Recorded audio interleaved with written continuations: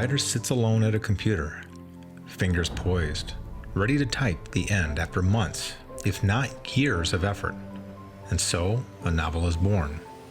But that's really just the beginning. First, that collection of pages will be transformed through editing and revision. Then, another team of talented people create a design and packaging. And finally, another group will produce the finished product. Still, even the most gifted of writers and the most dedicated publishing team cannot guarantee that the book will be read. That responsibility falls to the publicity staff. With competition for space on bookshelves at an all-time high, it takes someone with imagination, determination, and with a genuine passion for the novel to get it into the hands of readers. It takes someone exactly like David Brown.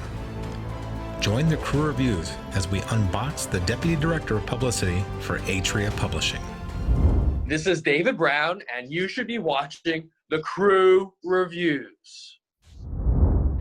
Well, all right. We'd like to bring on Mr. David Brown, everybody. Raise a toast to the gentleman here. How are you, fine sir? Fantastic. It's great to be here. Yeah. I'm used to not being part of it. Now I'm in it. So it's exciting. I'm excited. I get to see behind the kimono what's going on here. I'm in the kimono. I'm excited. And slightly nervous. All right. Well, I'm the host today, and so let's lead off with a question. What led David Brown to his current spot as Deputy Director of Publicity, a.k.a. the Atria Mystery Bus at Atria Publishing? Where did it all begin? So where do you want me to begin? I could begin at birth. Like where? 73. Where do you want me to begin? I can start this story at any point in time in my life. What was David Brown's first day of school like at Atria? My first day at Atria? Yeah. Well, no. Walking in the door. What led you to Atria? So what led me to Atria? So I was working at HarperCollins. Okay. And what were you doing there? I was a publicist. So at that point, I was a senior publicist, and I think I reached the. So I started there as an assistant, and I made it as high as senior publicist.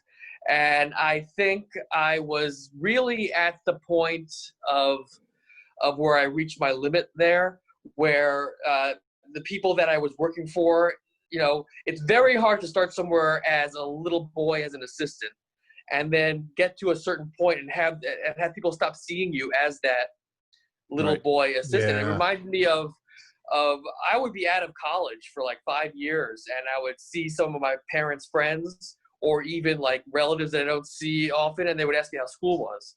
So they it's very hard for people to stop seeing you as they remember you the last time they saw you. It's that silky smooth skin. That could be it too. That could be it too. So I was really feeling growing pains at that point. Yeah. And a former colleague at HarperCollins had moved over to Atria for a few years to lead the department there, and he had a spot open, and he asked me to come in and interview for it. And I successfully interviewed for it and moved over to Atria. Ah, all right. Neat. And then from Atria, what year was that? 2005. Holy smokes. You still have that. I still feel like you look like you're about 5 years out of school. Yeah. So, Doogie Howser. I know. I'm very happy about that. I like that. I like that. Gene Pool. It's going to serve me well at some point. I was afraid that once my quarantine hair grew out, that it would be a lot of gray. But there's not that much gray. I'm excited. Yeah. Good for you. Lucky you. Yeah, you suck. Well, David, you promote an incredible roster of thriller authors, including two of the most iconic characters in Mitch Rapp and Scott Harvath, and one of the new ones in James Reese. Before you came to, well, actually, let's start before HarperCollins, because I don't know what you were publicizing there. Were you well versed in the genre before you started promoting it? No, not at all. Not at all. Ooh, look at that. I learned about who Vince Flynn was for my interview. Wow. Wow. Yeah, it was real. It was real. I really thought I was just a nonfiction reader. I like to read nonfiction, and I thought it was silly to read fiction. That why read something that's not true? Learn something, read something, make yourself smarter. So I was a real, and I worked on fiction at HarperCollins, so it wasn't like I wasn't familiar with what fiction was, but I wasn't a fan until I started truly reading Vince Flynn. No kidding. So how important has that been to your evolution as a publicist, as far as really knowing the genre? And really, I mean, do you feel like you changed a lot as a publicist since you've kind of grown in the genre? Oh, absolutely. It's not even that I know the genre now. I love the genre, and I love everything about it and the people in it. So it makes me go from enjoying my job to really loving my job. Awesome. I'm immersed in the world. I love being part of the world. He's coded in it. That's why we do this. We're exactly. Same way. Yeah, and it's true. Dude, having Vince Flynn as your entryway into the genre is Not too shabby. cool. Yeah, of course he didn't know that I didn't know who he was the day before I met him. Fake it till you make it. I did fake it till I made it, for sure. So David, Tom Colgan, senior editor, VP at Berkeley, he told us the first rule he learned as an editor was that editors don't read manuscripts in the office. What's the first rule you learned going into being a publicist? That we don't do interviews. Nah. No, for sure. Yes. That is the first. We should not be talking to the press. We should not be on the record. We should not be personalities ourselves. No, we're the background. Yeah. That was really the first lesson. Yeah, I'm breaking it right now. It's since loosened up a little bit because of the internet and because of Twitter and because of podcasts, and a lot of times we have to become a little bit of personalities, and editors have to become a little bit of personality to for them to gain clients, for us to get different ways of putting eyeballs on our authors. But no, first lesson was really we're the background. No kidding. Yeah, that is turned on its head. I was going to say, that doesn't seem like the case anymore. Well, it's kind of is the case. I mean, how many publicists do you know? I mean, or know, like have familiarity, not professional familiarity, but like personality familiarity with. It's really still the same. Very true. For the most part. Well, I like what you're doing. Yeah. And I think the community likes what you're doing. Yeah. Thank you. And I like being part of it. And I think it makes me better at my job. I'm more knowledgeable of the competition. Yep. I'm more at the forefront of when shows like this begin. I can get in on the ground floor. I see things developing, so I think it makes me better at my job. Yeah. Well, the other thing it does, in my opinion, is I like to buy books of people who not only who I enjoy what they write, but who I enjoy them as people. And because of your accessibility, I think people associate a lot of your authors with your persona, and you've introduced us to a lot of them in different ways on your show or on your clips and stuff. And I think that the likability factor probably sells some books. I don't know how to track that, but I would guess that it does, because I know that I pull for your authors just because I've gotten to know them a little bit through you. And that's awesome.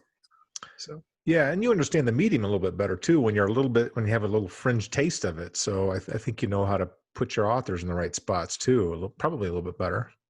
Yeah, I did. I did a podcast before Podcasts for Podcasts. You tell. Yeah. You tell. Have you heard of Blog Talk Radio? I've heard of it. It must have been one of the platforms you looked at the very beginning when you were developing this and things. Dr. Blogstein. Yep.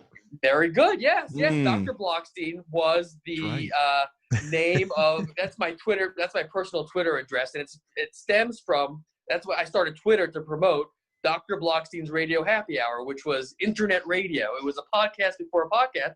I did a weekly show, 1 hour a week, interview, comedy, and you're right. It helps me that helped me with my job too, because I was producing and booking guests. So I knew what makes a guest a good guest because I was coming at it from the other side.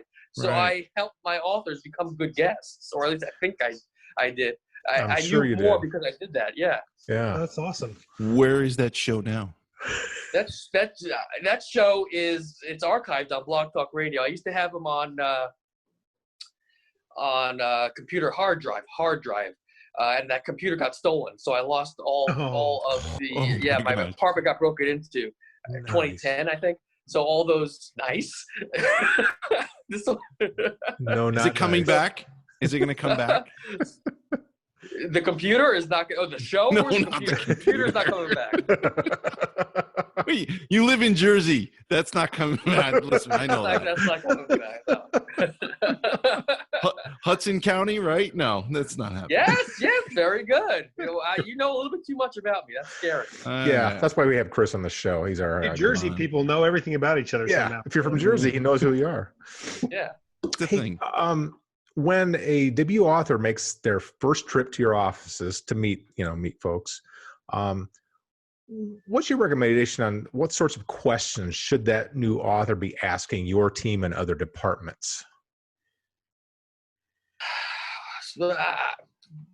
In terms of questions, I think you should be asking what you're genuinely curious about. I don't think you should be preparing questions. I think you should come in with your ears open and listening and asking questions that you're curious about. Yeah. Things that you should know are things that you probably should be curious about are the expectations for your book, what the publisher plans to do in terms of publicity, advertising. Do you think I'm someone that you would want to send on tour? Here's why I think I am. You make the evaluations yourself, but here's why I think I should be going on tour. Here's who I know in the media that I can help connect you with if you don't know them, and who can you help connect me with? It should be more of a dialogue, but you shouldn't. I don't think you should come in with a set list of questions unless you have a set list of questions that you want answers to. Yeah. How much is it of like the author coming in and saying, I know this person, I can do this show? How much is it of the author to come to the publisher with that information as opposed to the? Only if you have it. It's not a prerequisite, but if you have it, it's good to collaborate with the publisher. Just so we don't have to go after the same people at the same time or figure stuff out, and then Right. months down the line you find out that, oh, I was George Stephanopoulos' roommate in college. Let me give him a call. Would have been nice to know, Would have right? been nice to know. Well, David, is there a standard marketing budget for a debut author, or are the dollar and cents determined on a case-by-case basis? Dollar and cents is determined by a case-by-case basis, a formula that is sometimes appearing arbitrary, sometimes makes sense. Sometimes it has to do with what else is coming out in the company around the same time, the same year. Sometimes it has to do with the expectations it has after people have read the manuscript. Often it has to do with the amount of money that the editor or the publisher paid for it. So don't come out when Brad Thor's book comes Yeah. out. Just don't do that same week. Yeah, very bad. Yeah. Try not to. But also, what other first-time authors are out there from other publishers? I mean, there's competition all over the place. Oh yeah, for sure. Yeah. So everything is looked at. Yeah. We touched on this a few minutes ago, but it's obvious for anybody that knows you and from the internet that you are an outside-the-box thinker when it comes to publicists. Mm-hmm. So I have two questions. Have you ever had a unique idea that you were just really happy about get shot down from a promotion standpoint? And secondly, do you have this dream promotion idea that you're just like, one day with the right author, I'm going to do X? The one thing that I had always wanted to do, I remember there was a week or several weeks, and I don't remember what year it was, but I'm sure you can look it up because the fact I'm going to give you is a fact, where the top two books on the New York Times bestseller list, nonfiction, were Glenn Beck and Artie Lang. No. And what they both had in common were a Nothing? 4, 5 hour, yes, there are a lot of punchlines that you could throw in there. But what I was thinking of were 3 or 4 hours a day on the radio, becoming friends with their audience, making such a connection with their audience that it made people rush out and want to get a piece of them and purchase the book. Yeah. So what I really wanted was to start, and this was again before podcasts were big, getting a internet radio station together and having my authors do weekly shows in their style. You know, if they wanted to do politics talk, do a political show. If they wanted to talk about writing, do a writing show. But just have a outlet where they can talk directly to their fans and just, you know, the way we are, talking to people that are listening to us, and it's just a real intimate medium. Yeah. What's the biggest change that you've noticed in your entire career so far? The most notable maybe shift in book marketing from the start of your career to where you're at currently. What have you seen that's kind of stands out among the rest? The walls closing on opportunities of places to get publicity. Oh. Yeah. Why do you say that? Is it just too broad, or like what? Like too many outlets? Newspapers are dying. Yeah. Before they die, they chop off limbs, and the first limb they chop off is the book review section. Yeah. Because who wants to read, right? So who's got time? Yeah. It's not a good idea, but it's what happened. And then the papers that still have book review sections, they grab from the AP wire, from this wire or that wire. So there's no longer is there really an opportunity to pitch the Denver Post, Boston. Very rarely can you get a book reviewed by those papers themselves and not have reviews picked up by the wire by those papers. So that's one big change. But with that, with the decrease of newspapers, there's an increase of what used to be called new media, but now it's media, podcasts, and first it was blogs. So there's opportunity. So a change that goes along with that change is that how publicists had to re-educate authors and publishers and show them how podcasts and blogs are just as beneficial as a review in the Portland Oregonian used to be. Right. Do you see a shift in maybe 5 years? I mean, this is new, but it's still a standard in the current medium, like this show. Do you see something in 5 years that may be even different than what we're seeing now? Do you have a crystal ball that far ahead, or is that kind of a? I wish. I think I'd be like Steve Jobs if I did. I wish. I don't. I don't have that crystal ball. Yeah. I find that interesting that the newspapers, you know, as they axe off, you know, the book reviews, they're pulling from, you know, whoever, some central source.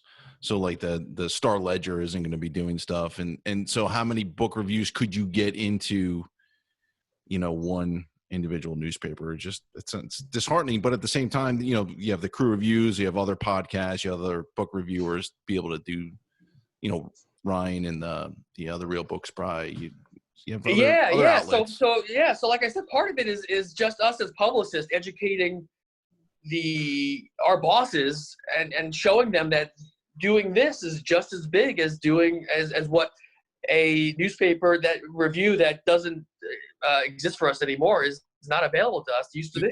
Right. Do they push back? Do they poo-poo that and be like, no? At the beginning, yeah, of course. At the beginning, it was very tough. You would go into meetings, and the first thing people would say is prints. We need prints. There is no prints. I mean, there's no prints. I would say in the last month, you probably have a new arrow in your quiver as far as proving that point when it comes to how a podcast can affect the sales of a book. Yeah. Oh, Joe Rogan. Yeah, Joe. Yeah, exactly. Joe Rogan is what Oprah used to be for the certain type of product. Absolutely, absolutely. And what's good about the internet and podcasts and how segmented and specific some of the topics are, there are so many Oprahs out there now. Mm-hmm. Oprahs that will not sell 5 million books to people, but will sell books to all 250,000 people who love quilting because they were on the Quilting Nancy show. I made that up, but you know what I'm saying. Yeah. Is that something you watch, David? I am a Quilter, you are. Nancy. Yes, Quilting Nancy. Yeah. Hi, Nancy. Shout out to Nancy. Love you. Yeah, Nancy, here you go. Quilting. Is this quilting or is this eating cereal? I Might be shoving it's food in eating your porridge, I think. Ice cream show. I don't know how to pantomime quilting. I don't know. It's probably anyway. Yeah, I hurt myself trying. But books were and are still being published despite this COVID-19 coronavirus pandemic. But that meant every single book tour, book talk, writers convention, all that stuff is just thrown out the windows, either closed, postponed, whatever, till next year, hopefully. How has the industry and you at Atria in particular adapted to this specific instance? We like that. It was very invigorating. So Jack Carr of Mindy Mejia came out right into the height of this. Right. Mindy Mejia's book came out 4/7 and Jack Carr came out 4/14. Right. And that was just, Mindy Mejia was 2 weeks after everything shut down. When everything shut down, it was like Tom Hanks, the NBA, and then everything else. So that was right before, St. Patrick's Day. So I think the first day that I was home was Friday the 13th. And that day was supposed to be a work from home experiment day where everybody in the company worked from home. And then we all regrouped in the office on Monday and we talked about how it worked, what went well, what didn't go well, if we have to do this permanently, what do we have to do differently? Yeah. So I went home from work Thursday thinking that Friday was one day and then we go back Monday. Overnight Thursday, we got an email that said, don't come back. So, and I haven't been back since. Jeez. So it changed like that, and it changed with no warning, and everything changed. We had to reimagine what a book tour is and find new ways to do events. And bookstores adapted, publicists adapted, authors adapted, and I think pretty quickly. And we're learning along the way. Some events were really good, some events were not good, and we have to learn what good and what not good is now. Right. We know what good and what not good events are in person, and we're starting to learn what good and what not good events are virtually. Right. And the shift probably puts even more focus on the things that you're trying to educate the upper management on, is like, we really need to start going down this path. And now, yeah. And when I talk about apparent. educating management, I mean, that was when it was beginning. Everyone's caught on by now. Oh, Everyone's caught on by now. Yeah. That was when podcasting was kind of new, and blogs, even before podcasting, but blogs were new. Now everybody has a podcast. Yeah. And now, it used to be everybody had a blog. Now everybody has a podcast. And everybody's podcast guests are on to promote their podcast. So building on, I don't have a podcast. I have nothing to promote. I want to know what you're doing next so we can build on that. Yeah. building on what you just said, let's just assume, and it's a big assumption, but let's assume things get back to sort of normal next year, and book tours are happening again, appearances are happening again. Are there specific lessons or things that you've taken out of this time that you think will then endure and that you can apply to that future time when things get back? Yes. I don't want any other of my competing publicists to watch this, although I'm sure they've thought the same thing. There will never be another tour that's just a tour. From now on, they're going to be hybrid. There's going to be virtual events. There's going to be in-store events. They should be. This hybrid virtual events are not going to replace bookstore events because there's something real missing with not being there, being able to take pictures with the author and, right.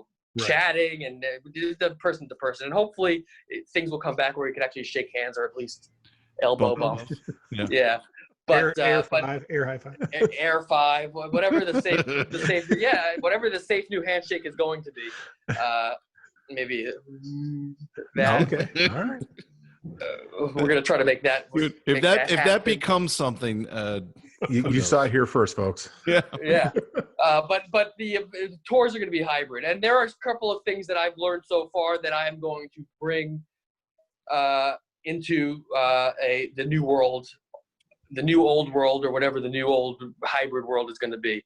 Some things that I think right now I'm the only one who's thinking, so I don't even want to say it yet. Ooh, gotcha. Look at that. You heard it. You did not hear that here first, folks. I was going to say stop recording. I've done it already. I did it once. Oh.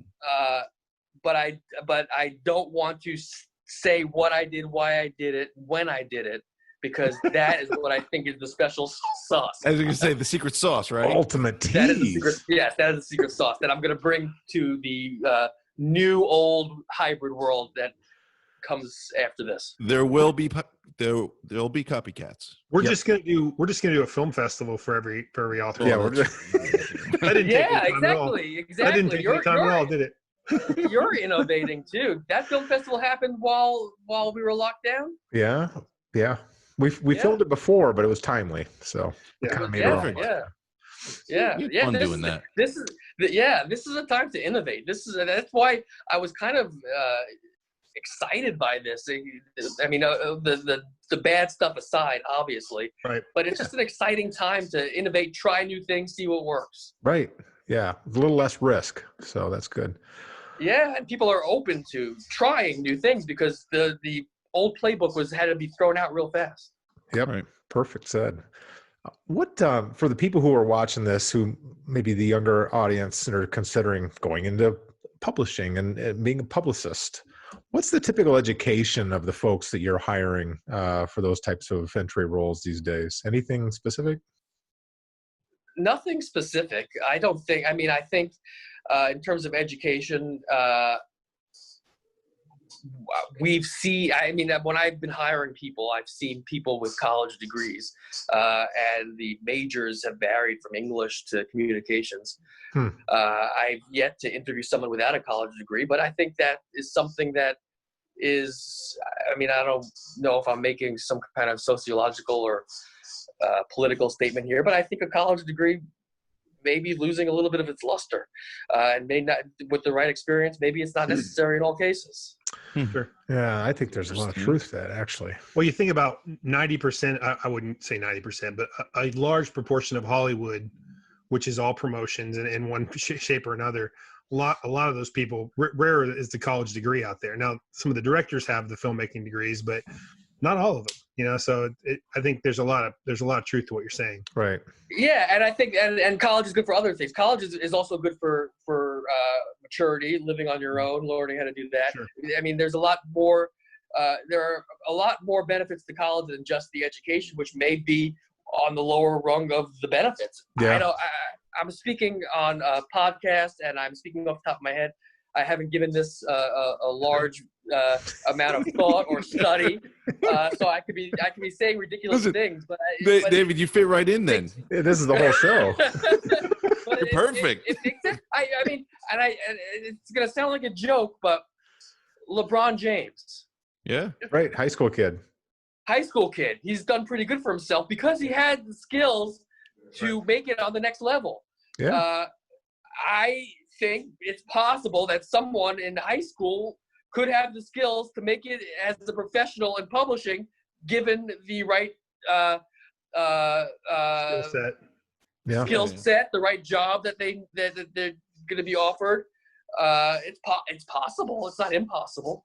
Well, when we announce this podcast, the tweet's going to say David Brown talks about how dumb college is. Yeah. David Brown says, "Don't go to college." David says college is stupid. college made me more of a human. I do not. I'm just kidding. I advocate for college, but there's a lot of I mean, it's very expensive. It's very. I think it's so dumb. It's probably a really bad investment business wise. Yeah, I mean, $200K and you get a job that's making, maybe a quarter of that. It's like,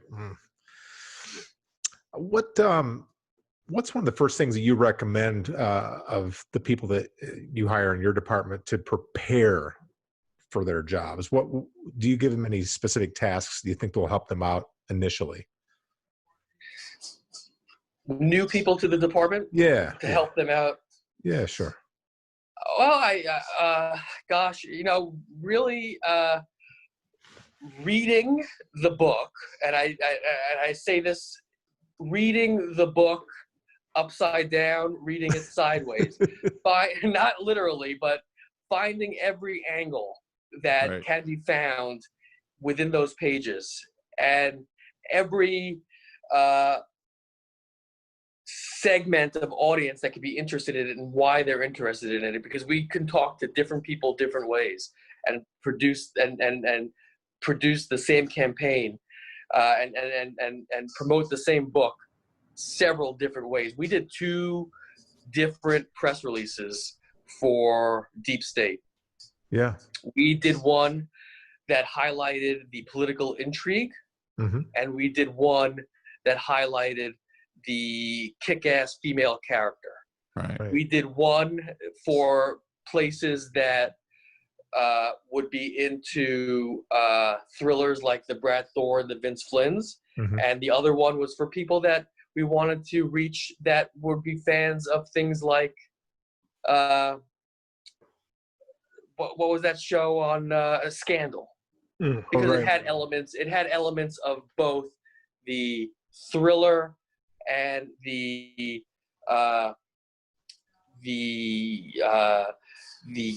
grinding of political personalities. Yeah. Do you ever talk to the authors about that sort of thing, or is that they're off doing something different and you guys are focusing your attention on that sort of thing? No, we talk to the authors about that. Yeah. I have a very good. I like to have a good collaborative relationship with the authors about stuff like that. Yeah, good. Awesome. And those authors, they come in all shapes and sizes, and so do their egos. I'll go on a limb and say some are quite large, and others might be rather reserved. How does a publicist handle those differences? And are all authors created equally? Authors are not created equally. The same way people are. People, just like you said, everyone is very different, and you have to treat people differently. I'm of the mind of I have a job to do. I want to do my job, and then I want to go home and enjoy my life. And if I have to massage someone's ego just to get through the day, fine. I'll do it. Right. So it's fine. And then but I've really, since I've been at Atria, I've been so lucky where I would say 85% of the authors have been A++ to deal with. Nice. Our track record's 100%. I mean, we have found that we've been very lucky in the thriller community that authors they're just good people. I mean, fantastic writers, but they're just good folks. Yeah. Yeah, for the most part, yes, absolutely they are. Yeah. And of course there's going to be, I mean, with any community, there's going to be jerks. It's humanity. Yeah. I do think there's a higher, at least in our experience, there's a higher ratio of good people in this business than almost any business I've ever been a part of, or even tangentially. So it's been a really nice surprise for us. Yeah, it's also nice in the thriller genre how the authors, and every author, I think they come on your show and they say it, how they're so supportive of each other. Yeah, they're for sure. Competitors, right? But they're so competitors, but they're so supportive of each other for the most part. It's to a man and a woman. What's the worst part of your job, David? The worst part of the job is when when you love a book and you want it to do so well, and you've done and there's nothing that you would have done differently, and it still doesn't work. Yeah. That's the worst. It's the worst for me, and it's the worst to see it through the author's eyes because, you know, you've all written books. You know how it takes over your life. I don't think I could write a book.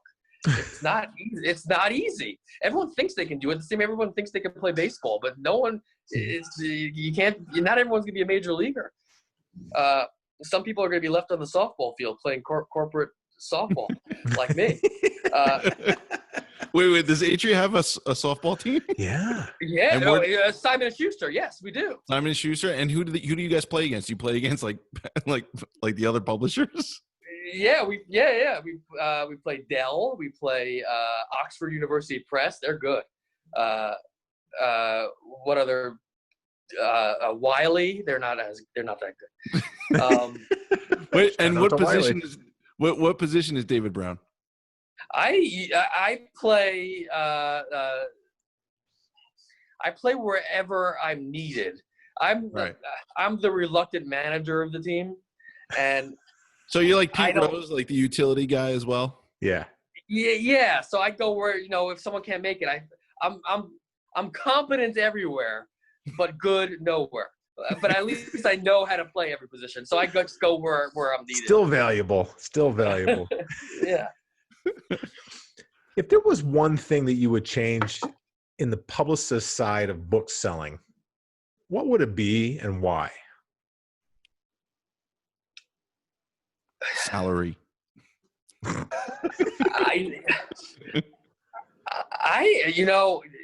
I'm happy with what I don't like to say it because maybe they'll think they're paying me too much. I'm happy with what I'm getting paid. I have no complaints.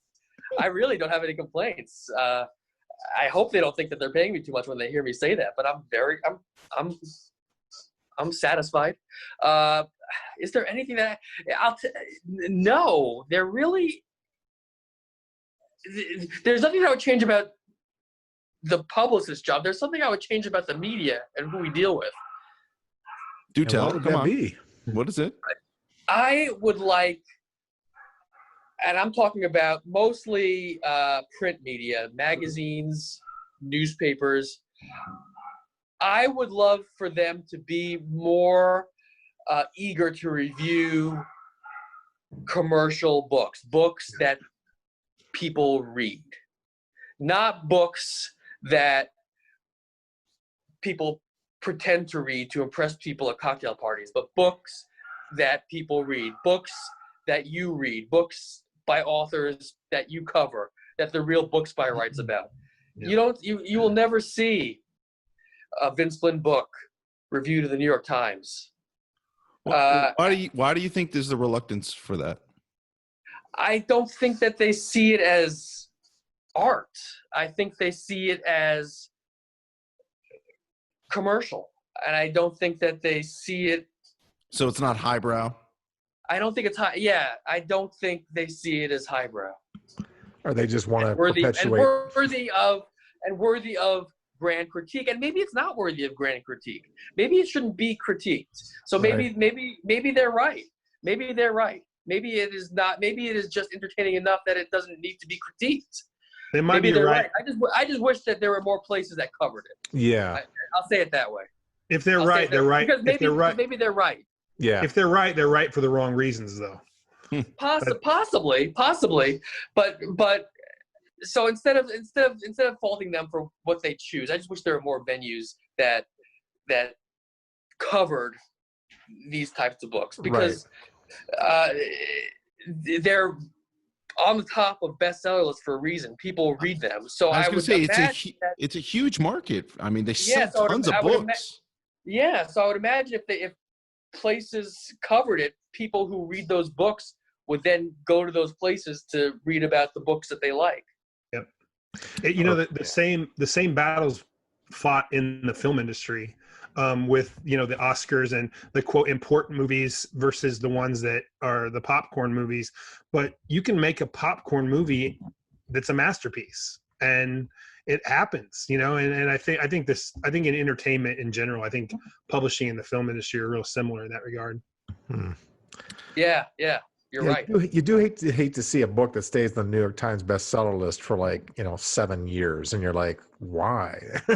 I'm amazed. Like I know we're getting you up the stream there.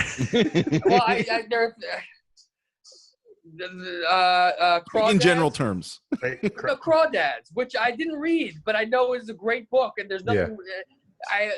I'm not saying this about the quality of the book at all. What I'm saying is, how are there so many people that haven't bought it yet? Like, why are they still selling 50,000? Like, who are these people that are like, how are there 50,000 people every week buying it? It hasn't budged. Hasn't bought it yet? It hasn't budged for months. It's just amazing. Like, what those? I want to ask those 50,000 people, why this week? Why not last week? Why not? Why not in March? I don't understand why. Target just keeps putting them on their shelves. Yeah. Every time I walk into Target, I see it staring in my face.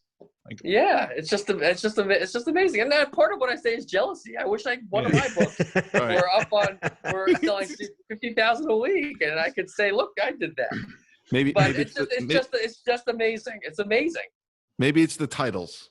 And speaking of that, why do publishers change titles of books that authors have set down? They've worked for a year. This is my title. This is the work.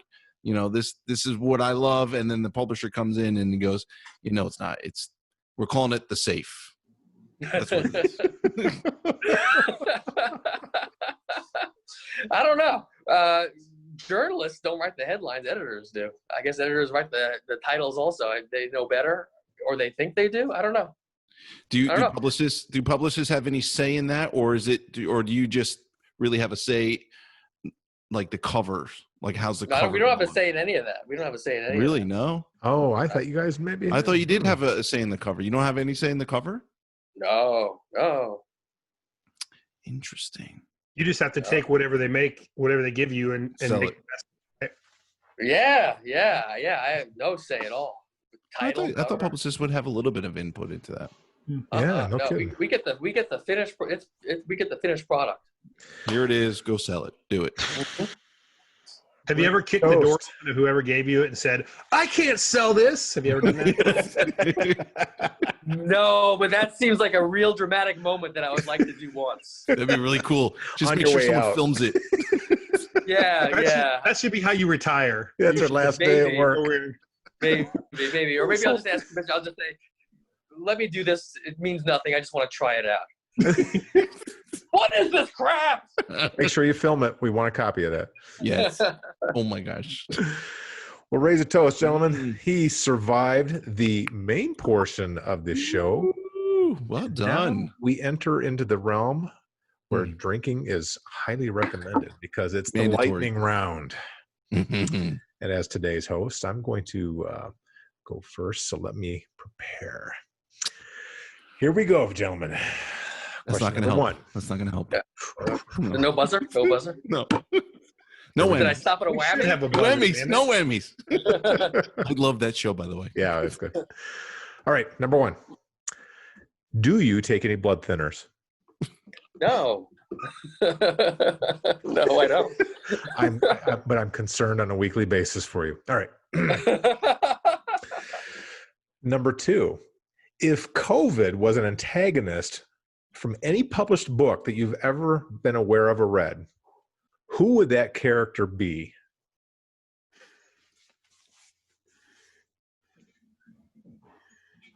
What? Repeat the question. All right. If COVID was an antagonist in a novel, of any of the books you've read in your history, which character is that? Which character is COVID? Who is? Yeah. There's a lot of bad guys to think about. A lot of bad guys, but now I'm trying to think of an invisible bad guy. No, you don't have to do invisible. Just a bad guy. That's good. Yeah, I know. I like the invisible bad guy. I like where he's going. Cool. Yeah, but has there been a bad guy that turns himself invisible? I don't think so. Can I punt that and come back to it later? Sure. But is that within the rules?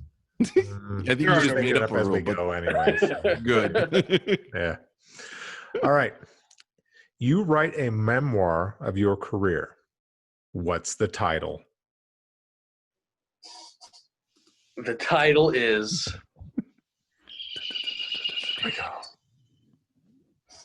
Oh, this is so good. It's amazing. The answer, I don't know yet. The question's good. And it's still We'll add music to this part. Yeah. So this is a memoir about my career. Yes. Yes.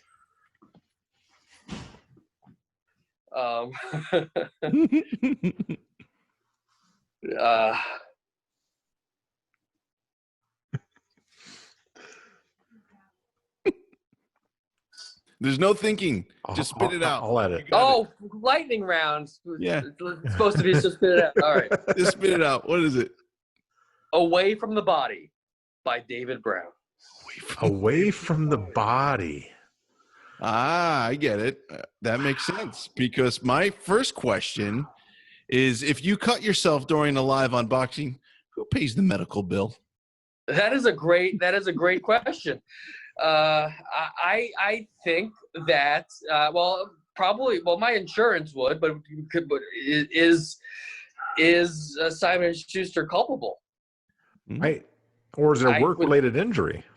I would think that yes. Can you go out on workman's comp? Yeah. Yeah, that would be a workman's. Yeah, you're right. It would be workman's comp for sure. Which brings me back. That answer probably just ended live unboxing. Well, we just ruined it. I'm sorry. Sorry. Now the lawyers are involved. Yeah. Hey, but if David Brown wasn't book publicist extraordinaire, what else would you be? Like a lifeguard? A talk show host. I'd be a talk show host. Yeah, I could see that, actually. Yeah. You'd be good with that. You already had the show. Just bring back. Yeah. I mean, that's what everything is. My Twitter is a talk show. Live unboxing is a talk show. It's all a talk show. So you have lots of great authors that you publicize and put out there, and some of them have great antagonists. We were just talking about it. Maybe you come up with one. But if James Reese, who is not an antagonist, Jack Carr's main protagonist, is coming to kill you, who do you turn to for help? Or do you just resign yourself to your fate and just pick out the nice coffin? Yeah, if he's coming, if he's intent on killing me, I'm dead. You're dead. You're not gonna. Yeah. What am I gonna do? What am I gonna do? I don't know. Go to somewhere. Where am I gonna go to hide from James? James Reese is gonna kill me. That's true. You can't go to Siberia because he'll find you. Yeah. He'll find me there. You see what he can do. He'll track. And if he doesn't do it today, he's gonna. If I go somewhere, he's gonna find me. I'm done. You must have done something bad for him to want to kill you now. Yeah. What did I do? Wow. You didn't put Terminal List on the #1 New York Times. The paperback doesn't make the terminal. The paperback. Okay, I'm last. So if you could choose one artist, musical artist, to cover the live unboxing theme and make it a full-length song, who would it be? Foo Fighters. Oh, wow. Ooh. Now He's that thought of this. Dude, that was just like that. He's thought of this. And I just Yeah. bright light. Nice. Yeah. that would be. As he said that, your light went on, Sean. Yeah, exactly. It was a good idea. That's Foo Fighters. now I'm going to be hearing the Good Foo one. Fighters sing that. That's really cool. Yeah. Okay, what classic piece of literature would you have loved to have run a publicity campaign for, and what would have been your approach?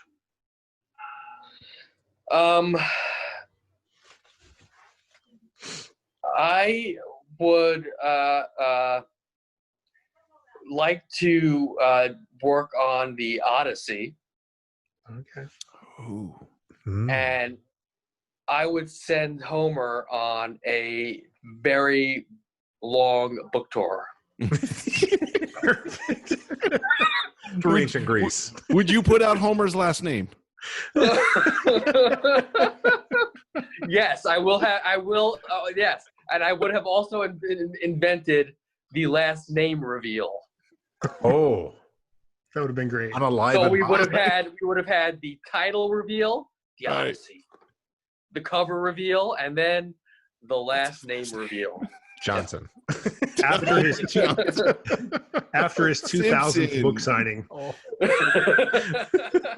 Yeah, what does he sign on? Papyrus? What is it? All right, my last question, our last question, your last question. Did you have any idea what devastation you had wrought when you suggested that we start a podcast? I knew exactly what was to come because you were already a podcast. Your interactions, when I saw you guys at Thriller Fest, I thought you were friends for decades. You had just met, and you were carrying on like buddies and just ribbing each other, and your dialogue was hilarious. And I could have sat there listening to it all night. So I thought you should be a podcast. And look, you're a podcast. It's still your fault. We thank you for that, and we toast you for that, for sure. Yeah. Yeah. And you survived the lightning round on top of it, even though you cheated on one of my questions. But we'll still raise a toast to David Brown. The Sassarin, the bad guy from I Am Pilgrim. That's COVID. Oh, there we go. And the answer is given. All answers have been fulfilled. And he has fulfilled his And the show can obligation. And Now, it's wonderful talking with you, David. We've been really looking forward to this for a long time, and you're an integral part of writing and of the novels that we all love and read. And so definitely well-deserved to have you on the show and talk shop. And we're fans of David Brown. You kidding me? Well, thank you. I appreciate that. You want to know what I'm going to do tonight is I am going to lie in bed and worry about everything that I said and hope that I did not say something that's going to get me in trouble.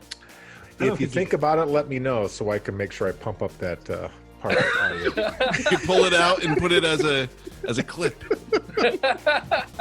Oh, editing power. Dude, you're the best. Thanks, David.